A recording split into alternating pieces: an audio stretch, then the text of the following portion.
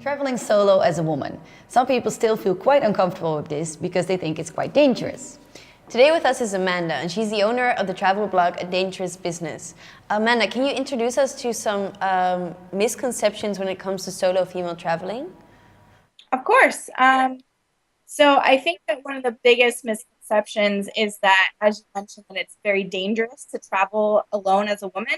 But I really feel like it's not necessarily any more or less dangerous than doing anything else alone as a woman, even in your hometown. In fact, in a lot of cases, it might be safer.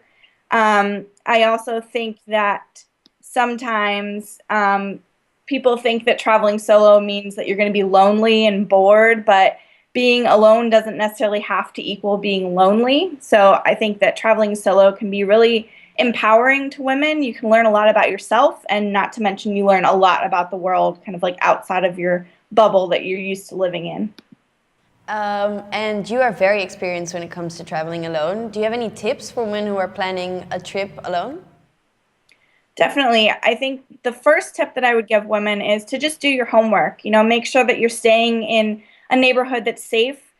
Read up on what the cultural norms are, especially as far as how you dress, because if you're in a more conservative culture, you want to make sure that you're being respectful and covering up, and that obviously will lead to less kind of harassment or negative attention on your part. And also just reading up on some common tourist scams can just help you be a bit smarter about, where you're visiting and kind of not getting caught up in any of that. And I also just tell women to be smart. Don't do anything when you're traveling alone that you wouldn't do at home. Like, don't take rides from strangers. Don't go wandering alone at night in a neighborhood that you don't know. Just kind of common sense stuff. And lastly, just trust your gut. If you find yourself in a situation that is making you uncomfortable, just remove yourself from it, because that's just really the smartest thing to do.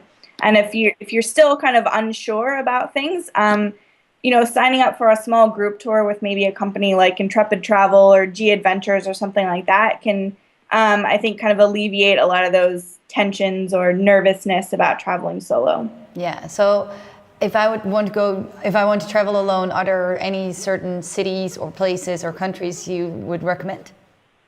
Yeah, so some of my favorite places for solo travel include places like New Zealand, Scotland, Iceland, even like Ireland. Places that, it's not so far out of most people's comfort zones because they are, westernized and people speak English and that sort of thing. But they're also very safe, and the people are very, very friendly and definitely open to having solo travelers in their countries. So what is your best experience as a solo traveler? Oh my gosh, I have so many great experiences. I think just getting to know myself better and just learning that I am capable of doing anything that I want on my own. So that's probably the best thing I've gotten from it. Thank you for being with us today, Amanda. And for you women at home, are you planning a solo trip? Make sure to read the article below and check out Amanda's blog.